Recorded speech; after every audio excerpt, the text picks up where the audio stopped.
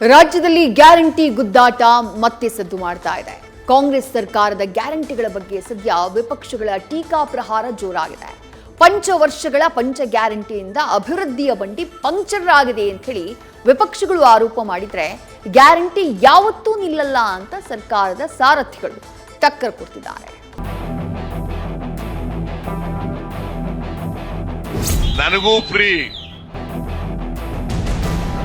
ನಿಮಗೂ ಫ್ರೀ. ಒಂದ್ ರೀತಿ ಪಾಪರ್ ಆಗಿರೋ ಸರ್ಕಾರ. ಸಿದ್ದರಾಮಯ್ಯನವ್ರಿಗೆ ಶಬಾಷ್ಗಿರಿ ಕೊಡಬೇಕು. 5 ವರ್ಷಗಳ ಕಾಲ ಏನೇ ಕಷ್ಟ ಆದ್ರೂ ಕೂಡ ಆ ಗ್ಯಾರಂಟಿಗಳನ್ನ ರಾಜ್ಯದ ಜನರಿಗೆ ಕೊಡಬೇಕು.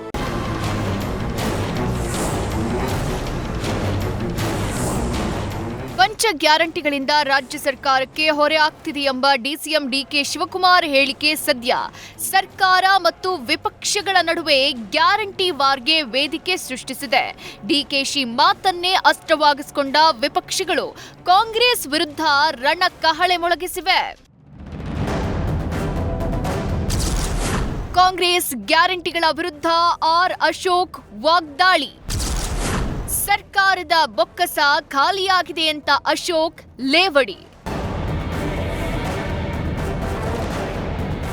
ರಾಜ್ಯ ಕಾಂಗ್ರೆಸ್ ಸರ್ಕಾರದ ಗ್ಯಾರಂಟಿ ಯೋಜನೆಗಳ ವಿರುದ್ಧ ವಿಪಕ್ಷ ನಾಯಕ ಆರ್ ಅಶೋಕ್ ಮಂಡ್ಯದಲ್ಲಿ ಕಿಡಿನುಡಿದಿದ್ದಾರೆ.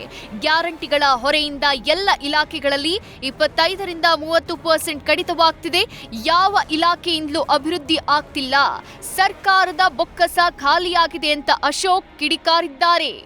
1000 ದಿನಗಳು 1000 ಗೊಂದಲಗಳ ಸರಮಾಲೆ, ಹಗರಣಗಳು, ದಿನನಿತ್ಯ ಸ್ಟ್ರೈಕ್ಗಳು, ದಿನನಿತ್ಯ ಮುಖ್ಯಮಂತ್ರಿಯ ಕುರ್ಚಿ ಕಾಳಗ, ದಿನನಿತ್ಯ ಆಡಳಿತ ಪಕ್ಷದ ಶಾಸಕರ ಬ್ರೇಕ್ಫಾಸ್ಟ್ ಮೀಟಿಂಗು, ಡಿನ್ನರ್ ಮೀಟಿಂಗು, ಇದರಲ್ಲೇ 1000 ದಿನ ಕಳೆದೋಗ್ಬಿಟ್ಟಿದೆ. 5 ಗ್ಯಾರಂಟಿ ಡಿ ಕೆ ಶಿವಕುಮಾರ್ ಅವರೇ ಅನೌನ್ಸ್ ಮಾಡಿದಾರಲ್ಲ, ಕಾಂಗ್ರೆಸ್ ಅಧ್ಯಕ್ಷರು. ನಮಗೆ ಹೊರೆ ಆಗ್ತಾ ಇದೆ, ಬರ್ಡನ್ ಆಗ್ತಾ ಇದೆ. ಈ ಬರ್ಡನ್ನಿಂದ ಎಲ್ಲ ಇಲಾಖೆಗಳಲ್ಲೂ 20ರಿಂದ 30%, 40% ಕಟ್ ಮಾಡ್ತಾ ಇದ್ದಾರೆ. ಇದರಿಂದ ಎಲ್ಲ ಇಲಾಖೆಗಳಲ್ಲೂ ಯಾವುದೇ ರೀತಿ ಅಭಿವೃದ್ಧಿ ಕಾರ್ಯಗಳಾಗ್ತಾ ಇಲ್ಲ. ರಾಜ್ಯದ ಬೊಕ್ಕಸ ಖಾಲಿ ಆಗಿರೋದು ಇದರಿಂದ ಸ್ಪಷ್ಟ ಆಗಿದೆ. ಇಲ್ಲಾಂದರೆ ಇವರೆಲ್ಲ ಯಾಕೆ ಸ್ಟ್ರೈಕ್ ಮಾಡಬೇಕಾಗಿತ್ತು? ರಾಜ್ಯದ ಬೊಕ್ಕಸ ತುಂಬಿದ್ರೆ ಇವ್ರದೆಲ್ಲ ಸಮಸ್ಯೆನೇ ಬಗೆಹರಿಸ್ಬೋದಾಯಿತು. ಒಂದು ರೀತಿ ಪಾಪರ್ ಆಗಿರೋ ಸರ್ಕಾರ. ಸಿದ್ದರಾಮಯ್ಯನವ್ರಿಗೆ ಶಬಾಷ್ಗಿರಿ ಕೊಡಬೇಕು. ಈಗಾಗಲೇ ಸಿದ್ದರಾಮಯ್ಯನವರು 3,15,000 ಕೋಟಿ ಸಾಲ ಮಾಡಿಬಿಟ್ಟಿದ್ದಾರೆ. ಈ ರಾಜ್ಯದ ಜನಗಳ ಮೇಲೆ ಸಾಲದ ಹೊರೆ ಒಂದು ಕಡೆ, ತೆರಿಗೆಗಳ ಹೊರೆ ಇನ್ನೊಂದು ಕಡೆ. ಯಾವ ವಸ್ತುನೂ ಬಿಟ್ಟಿಲ್ಲ. Petrol, diesel. ಕೇಂದ್ರ ಸರ್ಕಾರ ತುಪ್ಪದ ಬೆಲೆ ಇಳಿಸ್ತು. ಮಾರನೇ ದಿನನೇ ಇವರು ತುಪ್ಪದ ಬೆಲೆ ರೈಸ್ ಮಾಡಿಬಿಟ್ರು. ಇವರು ಹೊರೆಯಾದ್ರೂ ಗ್ಯಾರಂಟಿಗಳನ್ನ ನೀಡಬೇಕೆಂದ ಡಿಕೆ ಸುರೇಶ್. ಯಾವುದೇ ಕಾರಣಕ್ಕೂ ಗ್ಯಾರಂಟಿಗಳನ್ನ ನಿಲ್ಲಿಸಲ್ಲ ಎಂದ ಪರ.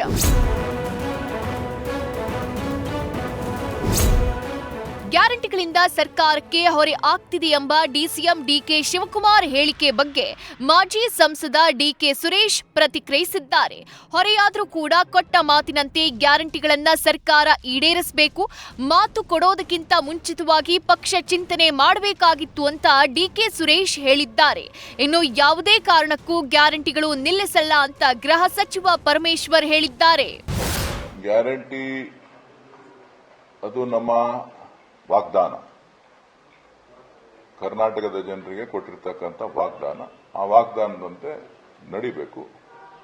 ಇವತ್ತು ಪಕ್ಷದ ಅಧ್ಯಕ್ಷರಿರ್ಬೋದು, ಮುಖ್ಯಮಂತ್ರಿಗಳಿರ್ಬೋದು, ನಾವೆಲ್ಲರೂ ಕೂಡ ಯಾರು ಚುನಾವಣೆಯಲ್ಲಿ ಎದುರಿಸಿದ್ರು ಎಲ್ಲರೂ ಕೂಡ ನಾವು ಗ್ಯಾರಂಟಿಗಳನ್ನು ಕೊಡ್ತೇವೆ ಅಂತೇಳಿ ನಂಬಿಕೆಯಿಂದ ಜನರಿಗೆ ಹೇಳಿದ್ದಾರೆ. ಆ ನಂಬಿಕೆಯನ್ನು ಉಳಿಸ್ಕೊಳ್ಳುವಂತ ಕೆಲಸ ಅವ್ರು ಮಾಡಬೇಕು.